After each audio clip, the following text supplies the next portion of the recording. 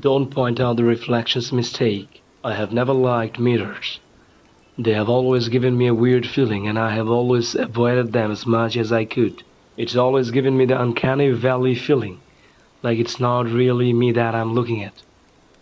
I have recently moved out of my parents' house and into a flat of my own. It's just me and my cat. Living alone has been interesting. I get scared a lot of by the little things. A creak in the hallway can no longer be explained away as a sound my sister made coming back from the bathroom, or my father having a cup of tea before going back to bed. I have gotten off track. What I meant to say is that I get scared sometimes partially because I live alone and I wanted to get over it, because I'm sick of losing sleep over something childish.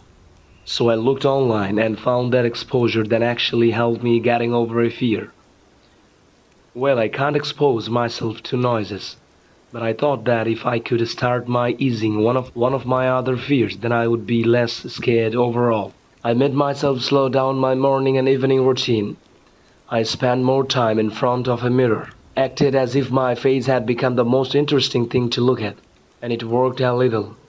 I didn't lose my fear immediately, but I did stop rushing in the morning just go to get out of that bathroom. But I did stop rushing in the morning just to get out of the bathroom. I went so well that I started to smile at myself in the mirror. I have always found smiling in the mirror that creepiest part.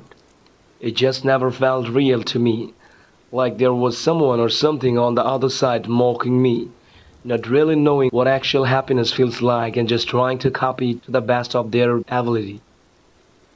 It feels fake. It doesn't look the same as it would in a photograph. So that's what became my new routine.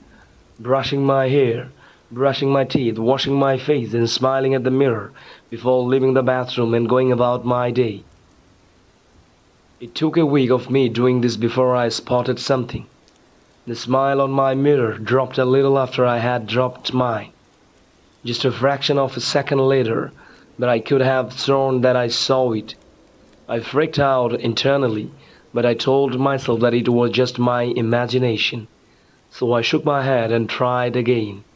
Everything was normal this time, not even a milestone of delay, but the uneasy feeling did not go away. I didn't immediately leave the bathroom. It might sound stupid, but I didn't want to tip the thing that off, and I had seen anything wrong. So I went about my routine as normal. And I did the same before going to bed. This smile was normal as well. I didn't sleep well that night. Nothing abnormal happened for 2 full days. 4 times of me looking in the mirror and nothing out of the ordinary happened. But on the third day something did. It was too fast this time. Its smile forming just a fraction of a second before mine did. Its dimples appearing just smiled before mine did. I dropped my smile and it dropped its smile too. I kept looking at myself in the mirror, hoping to spot another imperfection, but I didn't find any. But I wasn't done yet. I was sure of it by then. I felt vindicated in a way. That feeling that I have had since I was a child was correct. There is something wrong with my reflection. I called a friend of mine that same afternoon. I'd already told him that I was going to try to get over my fear, but I hadn't told him about my progress. He didn't believe me. I told him to try and see for himself. I started smiling at his own reflection and actually looked at it. He laughed at me, but he told me that he would humor me seeing as it's not something that would take him just a few seconds every day. He laughed at me in the first week, so much that I felt like an idiot. I started questioning what I saw, and by week 2, I was fully convinced that he was right to laugh at me. Your own mind can be the best gaslighter there is. I had myself convinced that I didn't see anything. I started coming up with all kinds of excuses and convinced myself that I must not have gotten enough sleep beforehand and that I was just seeing things, though I never managed to convince myself to smile at my reflection after it. I stopped any and all fear exposure. I don't smile in mirrors anymore and spend the less amount of time as is humanly possible in my bathroom. My sleep schedule is still horrible and I don't get a wink of sleep. Sometimes when it's windy outside and the house makes creepy noises. But the things had overall been getting better. That was until my friend Tim called me. He's seen it too. It wasn't his smile for him, but a movement. He moved his head to the left one time, but his reflection hesitated. It wasn't long and you would never notice it. You weren't paying attention, but there was something. Tim can be a little bit arrogant at times. So while most people would doubt themselves or question if they really saw what they did, Tim decided to question his reflection. "What are you?" he asked. It did not answer. The reflection matched his every movement while asking it. "What are you?" He asked it a second time, and again the reflection matched his syllable by syllable. He didn't ask a third time, but he did try to get an answer out of it. He tried tapping the mirror, moving quickly to try and catch it in his mistake again. He tried closing one eye. Nothing weird happened. The mirror matched his every move. He became frustrated. So he did something that I cannot recommend anyone to do. He confronted it. "You have made a mistake." You hesitated. "I know what I saw," he told the reflection. The reflection didn't do anything dramatic. It still moved in all the same ways. Tim himself did while he told the mirror this, but the eyes did change. Tim told me that they didn't look like his eyes. There was too much hatred in them. That's when he left his house. He came over to talk to me and tell me that I was right. He told me everything that happened. We were talking about what it could be and what to do about it when we heard it. The sound of glass shattering in my bathroom. It's been about 10 minutes since then. We have locked ourselves in my room. I could have sworn that I heard footsteps earlier, but I'm not too afraid to ask Tim if he heard it too. I'm too scared to open my door, but I don't know what to do now. I thought reaching out to people who have experience with the supernatural might be a good idea. I was hoping someone might have experienced something similar and might be able to help me. Any advice is absolutely welcome. We just want to survive. An unknown caller saved my life. Some time ago, I had decided to go on a little personal vacation out into the woods of northern Arizona. I was experiencing a short malaise that was really messing with my creative flow, and I needed a chance to really knuckle down and just enjoy the natural world again. I had spent 6 days out in the wilderness, just enjoying the feeling of being in nature. But the night of day 7 was one I will never forget. Noise. Something was waking me up. Groggily, I rolled over and looked at my phone. It was ringing. I looked to the top of it and blinked. There was no signal that made sense. I had come out here for the isolation. A chance to clear my head and make some music again. How was my phone ringing? I stared at my number as my phone rang instantly, an unknown caller, and said, "Hello. You need to be ready. It knows you were there, and it's already here. It has come for you," came the voice on the other line. "Who is this? Who am I speaking to?" I asked, the exhaustion beginning to leave my voice. "Be ready. It will be there soon. Don't open the door." The line went dead. My phone blinked and the words "signal lost" flashed on the screen. "Don't open." I rubbed the sleep from my eyes and wearily watched my phone, waiting to see if it would ring again. I murmured, placing my phone back on the nightstand and rolling back over to go to sleep. That's when the house thundered. Booming knocks shook the glass of the windows and rattled the glassware. Jesus fuck! I spun to the door of my room and my mouth dropped. The door was closed, but it was shaking like something was trying to get in. It's boom, boom, boom. 3 knocks in short succession thundered against my bedroom door. I didn't remember locking it. The only door I locked was the front. It was the only one I figured I needed to out here. The angered knocking came again. 3 strong blows and 3 rattling began anew. It shook the door, and as I watched, I saw the frame begin to crack. My phone rang, and the rattling stopped. Sparing a glance, I snatched it off the nightstand and looked at the number. Unknown caller again. Shakily, I swept to answer the call and brought the phone to my ear, saying nothing. It knows you are in there. It isn't going to be polite for long. Get under the bed. Hide.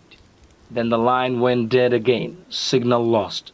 I looked at the cracking door frame and, wasting no time taking this mysterious caller's advice, quickly I crawled under the bed and watched.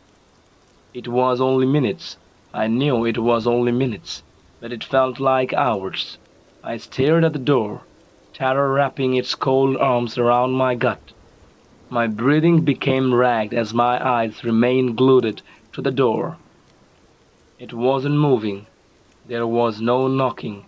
Had the caller been wrong this time? Was it done? Had it just given up? And what was it? Question raced through my skull, each firing out of the cannon of doubt before the next one could be rationalized. Could any of this be rationalized? I'm not sure. Something had called me up and warned me of something else in my house. Now that something else was just outside my door. I couldn't explain it, but I had this feeling. Like whatever it was that was out there was waiting for me to make a move. Like we were in some kind of terrible chase game. So I watched. I waited beneath that bed for agonizing minutes. The sounds began shortly after that. Soft scratching noises, almost inaudible from my position. The one my signalless savior, a lead would keep me safe. I never let my gaze drift from the door, and I'm glad I kept it there because watching what happened next defied logic. The door itself began to bulge inward. I could hear the wood splintering as the center continued to bubble toward me. Then it exploded. Debris and lethal wooden crap fired throughout the bedroom. I wasn't spared when this happened. My hiding place provided shelter from the brunt of the door's destruction, but I was prepared with fragments of splintered wood that dug themselves into my skin. I wanted to cry out in pain, but the sight of what was beyond caught the scream in my throat. There, standing in the doorway, I saw a pair of feet that must have been at least 3 feet across themselves. But that wasn't the strangest thing. The skin was no tone I had ever seen on a human. It was this mossy green and brown, and the texture was so wooden, like a pair of 3 trunks. Slowly, the thing in my doorway ambled its way into my room. I could hear its heavy, ragged breaths, like some sort of hunting beast. It was at the foot of my bed. The scent of moss and pine clung heavily to it, but there was another scent I caught as it just stood there. It was raw death. The pungent odor of decaying meat clung to the creature's wooden legs. I had to cover my nose and mouth to keep from retching as it circled the bed. Was it going to throw it up and pull me out from underneath? Was this monster just waiting for the perfect chance to tear me to shreds? What the fuck was it? The feet turned, and suddenly my blood felt like ice. My whole body shivered as the temperature in the room suddenly plummeted. I could see my breath as this thing let out an ear-shattering roar. I can't place the sound, but it reminded me of a mixture between a jet engine's roar and grizzly bear's growl. I watched from my hiding place as the nightstand was lifted and launched across the room. I could only hear the thing shatter as the creature tore the place apart. My eyes were diseases in my head. My hands were clamped over my mouth to hide any sounds of breathing or whimpering, but just as it spun to face the bed, instead whatever it was turned and shambled out of my room. Suddenly it said, "What the fuck?" They were the only words that I could choke out as the creature disappeared from my sight. Then the phone rang again. Terrified, I seized it, trying to silence the ringer. I swift to answer the caller and immediately began to whisper into the phone. What the fuck was that? Who are you? How the fuck did you know it was coming? There is no time for any of that. It knows where you are. You need to run. Jump out the window and keep running until you lose sight of this place. Keep going until you reach the highway. Don't come back until morning. Are you fucking kidding with me? That thing's huge. I can't outrun it. You have to. It's the only way you win this. Then the call cut out, and the signal was lost. I steadied my breathing and psyched myself up, shooting out from under the bed as I heard that dreadful roar again. It was coming back. I didn't have time to think, no time to find shoes. I bolted toward the thing's shattered window and dove, slicing my arms and legs against the shards of glass. Adrenaline coursed through my veins, urging me to ignore everything else, and I ran, bolted through the forest as fast as my legs would carry me. Twigs and rocks tore into my feet, but I kept going, even as my chest began to tighten and my lungs began to feel like there was a fire being set beneath them, and I ran. I couldn't hear the monster behind me anymore. Maybe it stayed at my cabin. Maybe it kept looking elsewhere. Every ounce of me just hoped I had gotten lucky. But the voice on the phone told me to keep running until I hit the highway. So I did. I ran through miles of backcountry woods, never stopping, pushing myself far beyond anything I thought and I was capable of, just to get away from whatever the hell that thing was. I could see the darkness starting to push its way into my vision. My legs were beginning to feel like they were made of stone. My body ached and every muscle screamed for me to stop, but I kept pushing. When I burst through the tree line onto the road, I stopped. Almost instantly I began sobbing and I dropped to my knees. I gazed up at the moon as my phone began to ring again. I pulled it out of my pocket and looked at the number. Before I could do anything else, darkness overtook me. I woke up the following day in a hospital bed. Apparently, someone had discovered my unconscious and bloodied body on the side of the road. The sheriffs had a million questions, none of which I had a good answer for. They thought my story sounded like something I had made up, but when they went to the cabin, many of them were singing a different tone. Looks like you got lucky and escaped one of the biggest bears I have ever seen. One of them said, didn't find it, but the claw marks in the wood made it look like a damn dinosaur. Grizzlies are huge, son, but not even they leave marks like that. When I asked about the phone calls, they just shook their heads. There's no cell service that far out. You might have imagined that part in everything. It took me over a week to recover from my injuries. I was told I had lacerated a tendon in my right arm, and that it would never quite function the way it had before. That was the arm I used to play guitar, and to this day, there is still certain notes my fingers just can't quite nail anymore. The day of my discharge, I was given the things that they had found me with and given an escort back to the cabin. The debris was mostly cleaned up by the time I arrived to collect my things, but the damage to the building itself was visible, and the cops were right.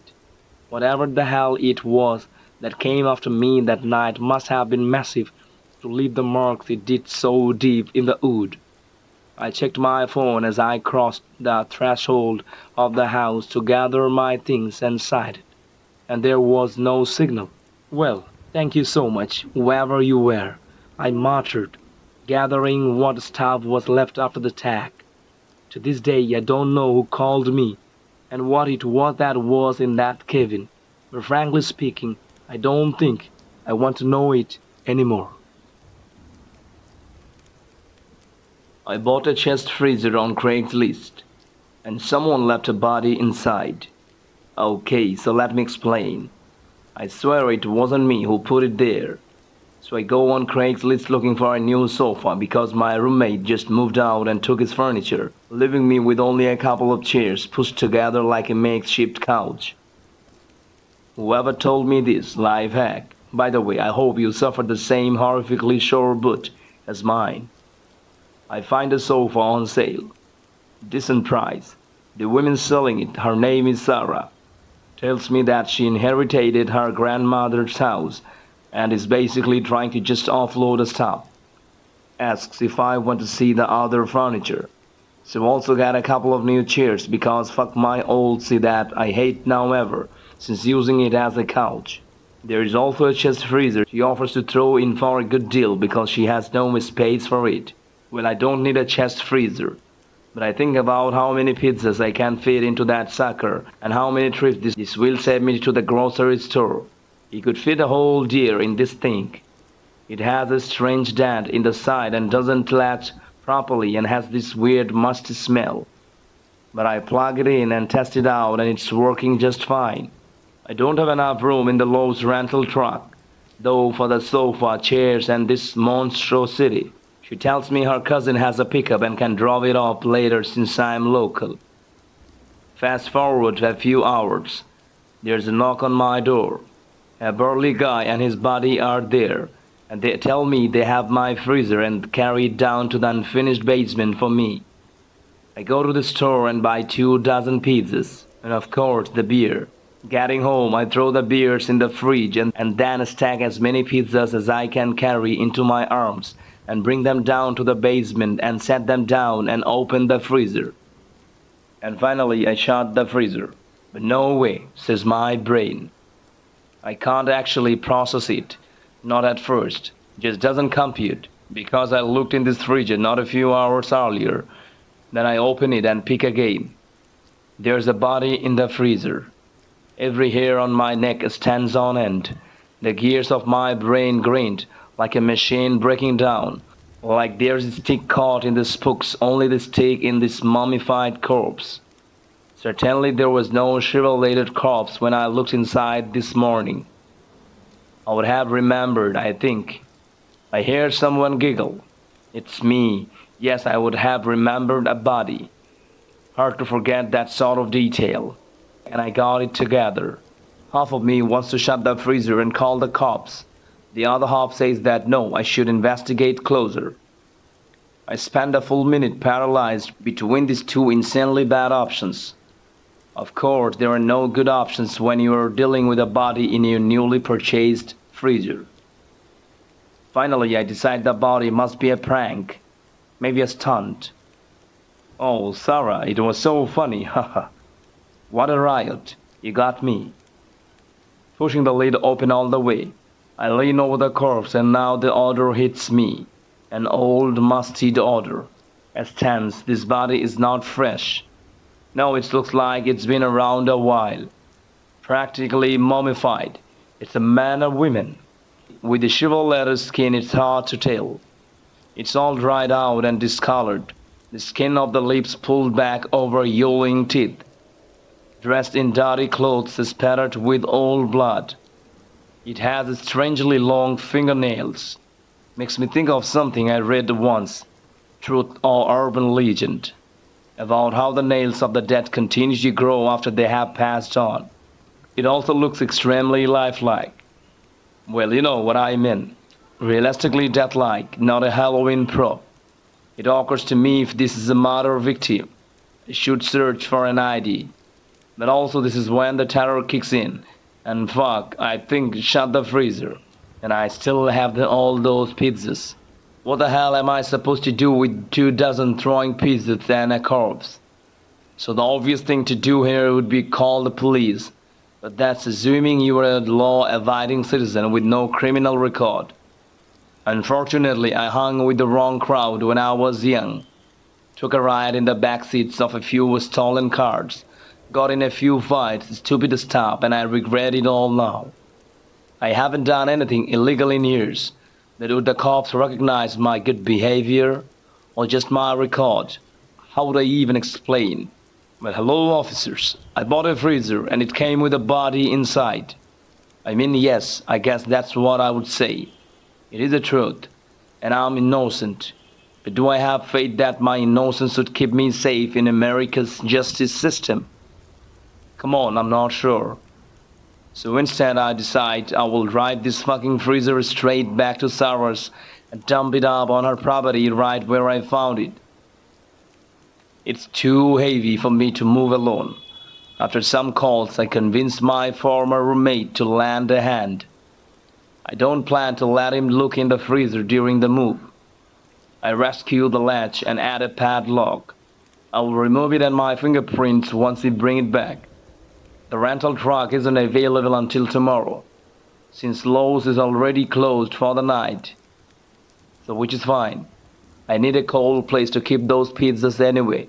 By midnight, I'm feeling like a fool for not calling the police. But also, I envision myself being thrown into a prison for a decade or more for a crime I didn't commit. Whose body even is it? How did it get there? Why are the nails so long? All questions that haunt me beyond any hope of sleep. And finally, I get up and head down to the basement to grab one of those pizzas. And yes, it's a scary ass shit, going down at midnight. I tell myself I'm a grown-ass adult and there is nothing to be scared of. It's just a basement, just a freezer, just a corpse like in a coffin at a wake. Like at any funeral, natural as warm food. I try to make myself less scared of said corpse by telling myself it's just a mummy. The lamest of all movie monsters. Really, I just want to make sure it's still there and that it's not moving around. Approaching the freezer, I take a deep breath. My heart is going a million beats a minute. I feel like I might faint as I open the lid. Mummified body and the pizzas. My fluttering heart slowly settles. It's like looking into a sarcophagus at a museum, but next to Tutankhamun is a box of pizza. I grab a box, close the lid. The lid won't latch, it's not closing all the way. I try to figure out what's stuck and then see the finger, the long nail, sticking out from the freezer door like King Tooth hair once out. The breath leaves my body. I stare, unable to get in any oxygen. The whole world tidals on its axis. Then I open the lid, just a fraction, use my pizza box to notch the shriveled finger back in. I close the lid and latch it, and then slip the padlock on and head upstairs. I wake up in the morning with my head pounding from a hangover. The bright sunshine pries my lids open. I'm surprised to find crumbs and empty beer cans beside my bed. Apparently, I actually cooked and ate that pizza. I crawl out of bed and minter into my kitchen, reaching for the fridge door only to find the fridge in the wrong place. It seems in my terror I moved it in front of the basement door. I move it back, try to ignore my accelerating pulse as I open the basement door and cautiously peek down the stairs. Light from the Eggers windows illuminates the unfinished cement flooring.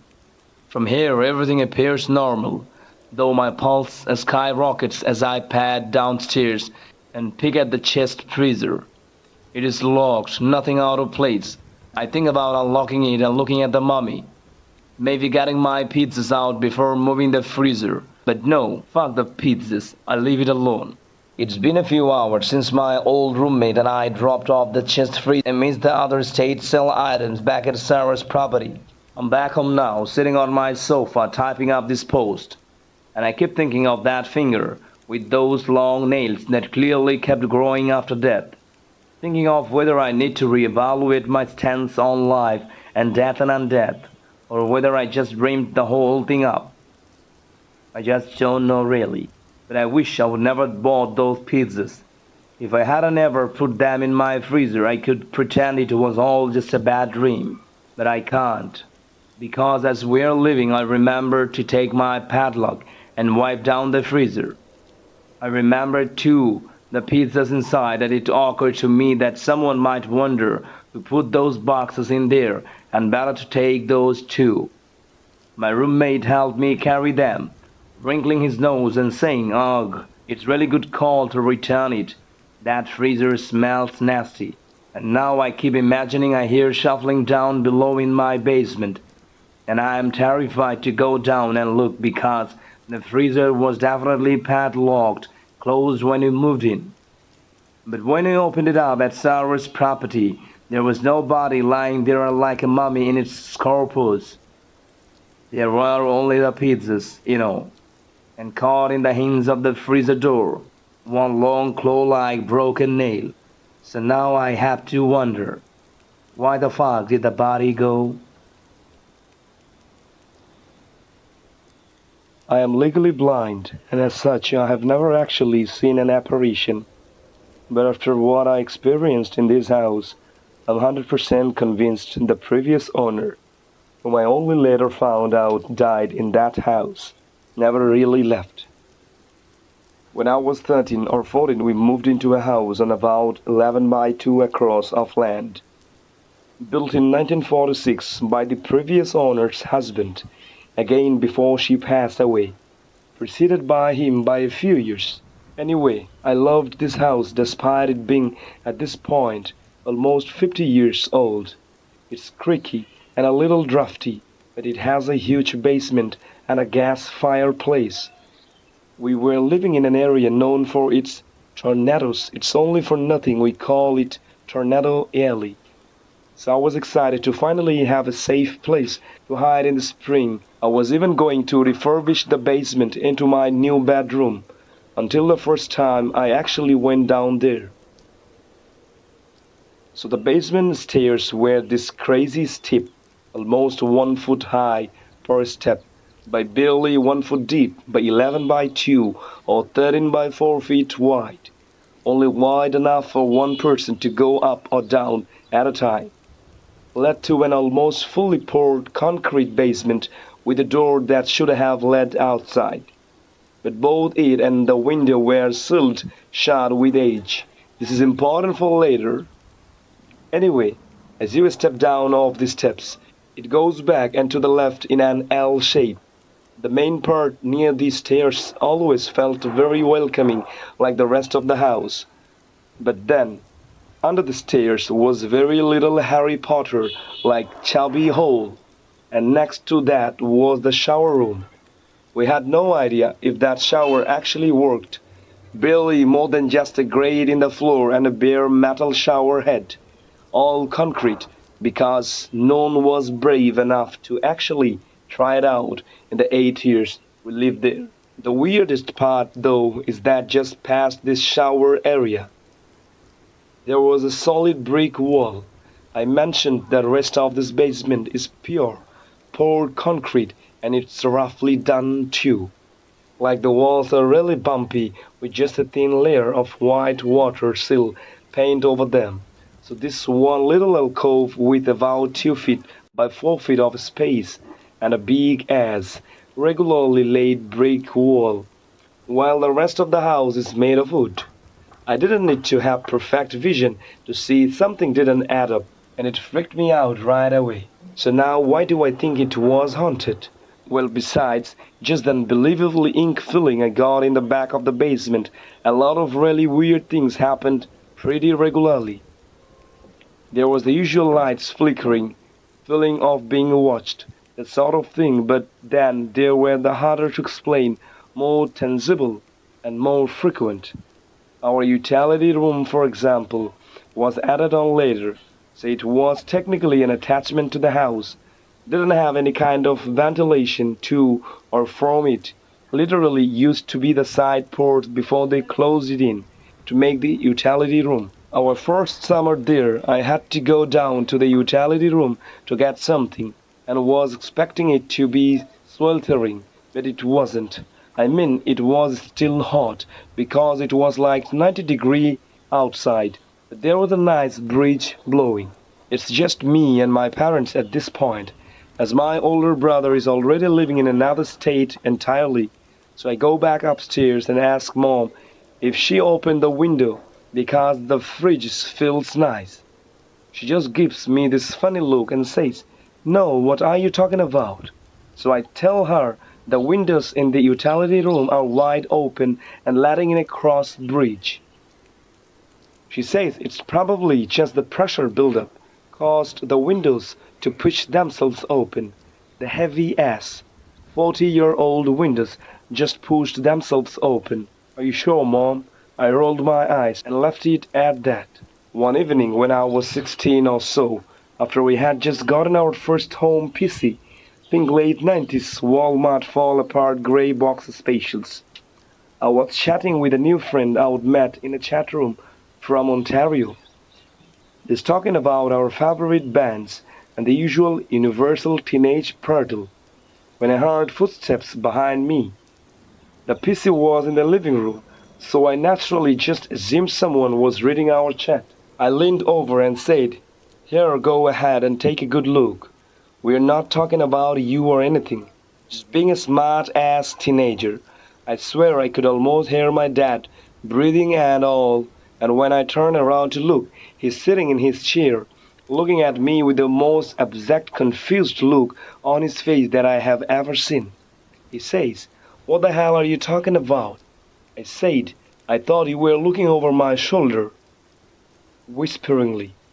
He laughed and said, "No, I'm watching the game. My mom wasn't my mom wasn't home at the time, so again just me and my dad there. I saved the best one for last thought." When I was around 19 years was the first genuinely scary thing that had ever happened to me in that house. I was in a rough place emotionally, which may have fed into whatever this was, as I was coping with being LGBTQ in the late 90s and early 20s, undiagnosed ADHD, and going through a very messy breakup with an abusive ex. Just for some context, I was home alone, sitting at my shiny new Gateway beige beauty. I remember I was alternating between playing The Sims and working on a paper for Philosophy 101 that was due, probably 2 days earlier, knowing me. Anyway, the part I will never forget, I heard something fall down the basement stairs pretty violently, from the top down to the bottom. My bedroom sat over the basement and shared a wall with those stairs, so I heard everything anytime someone so much as I opened that basement door, let alone stepped on the stairs. They sounded like the toilet plunger that had been left just inside the door in case the sink stopped up again had been knocked down. At first I dismissed it as probably just being a mouse that got too close or something. Old house next to a huge field. You're going to get mice, right? Well, this is when it got weird. I had to take my headphones off and listen because I swear I heard something that sounded like a plunger being plopped onto every single moment, until it stopped at the top, right outside the basement door. This sounds funny as hell retailing it today, and I have actually told this story many times since then. But at that time, this freaked me out right the hell away. I'm not thinking the plunger is alive or anything. I'm thinking someone's broken into the house. So I bail out of my chair and into the hallway. I lock that basement door, and you would think at this point I would have the sense to call the cops. But I was again not thinking rationally at the time. Instead, I went to the parents' bedroom and barricaded myself in with my dad's hunting rifle. It wasn't loaded. I was just going to put the fear of God into wherever was in my house if they came in. Brilliant plan. Until my parents came home and cautiously disarmed the blind idiot with the unloaded rifle. They checked the basement but couldn't find any signs of a break-in. My dad was an ex-Marine, so he didn't think twice about charging into the basement himself to check for intruders. So I guess bad decisions run in our family. Anyway, needless to say, there was nobody hiding in the cubbyholes or the shower area or that creepy brick wall above all the way.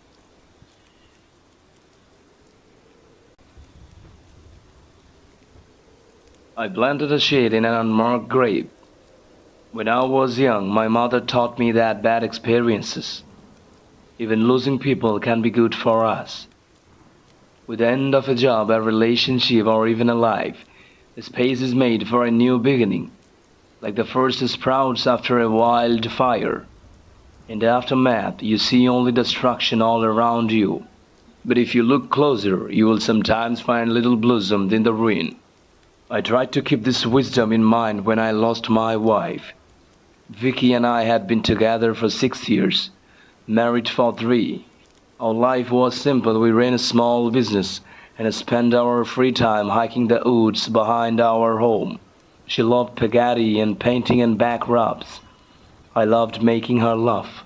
Then suddenly she got sick. We saw every doctor, tried every option. I even started praying again, but nothing could save her.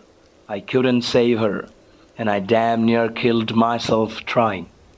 Toward the end, we would take little walks on our lawn. She liked the birds that nested there in the tree. And then she was gone. Losing Vicky destroyed me. I lay in bed awake each night, haunted by the silence in our home. I wasn't afraid to fall asleep. I was afraid to wake up and not feel her there beside me. In accordance with Vicky's wishes, I committed her remains to a little plot in the forest. She was big on environmentalism and taught me about grain burial. The idea is to have as little impact on the planet as you can when you pass. Coffins have plastics and paint and varnish all over them.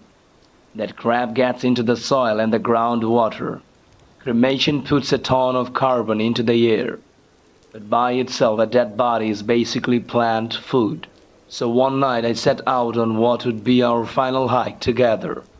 I had to carry her in a wheelbarrow, but it still felt a bit like old times. Her presence filled those woods, and I pretended she was walking alongside me. I imagined us holding hands, listening to the mournful cries of the wolves. I didn't bring a flashlight. I knew the way already, and the moonbeams falling here and there lit my path. They looked like a mane of heavenly swords plunging into the dark, smiting the evil that conquered the forest each night. Vicky would have loved to see them. As we neared the grave, her voice echoed to me on a gust of wind. I tried to ignore it. The gathering fog closed in, forming a barrier of privacy around the little clearing. There was a hole here and a shovel beside it. "Felix," I heard again. My name sounded muffled, as if whispered by a person hiding somewhere in the undergrowth. I looked this time, but saw only a wall of fog and the gnarled fingers of trees that jutted through it. My heart quickened and my hands with it. I reached into the wheelbarrow and hoisted Vicky's body out. It dropped to the ground with a dull thud. The voice grew louder and very closer. I tugged the sack off Vicky's head. I wanted to see her face one last time. A single ray of moonlight fell upon her features, bathing her in cold silver. She glowed like an angel. "I will always love you," I said, kissing her forehead. The coldness of her skin beat into my lips. "Please," she whispered. She tugged against the rope that bound her arms, but she was too weak from the medication. Somewhere behind us, a score of crows erupted in angry chatter. I buried my knife in her chest and then buried her body in soil. The earth that swallowed her was cool and wet. Before long her remains would become the trees and plants that hide us. In that moment I thought of my mother and the lesson she taught me. I imagined Vicky's body as a sheet and saw myself a gardener. In time the forest would reap what I had sown, and new love would bloom in my life.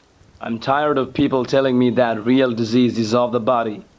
When my wife was diagnosed with depression, I witnessed the havoc that sickness can wreak on the mind.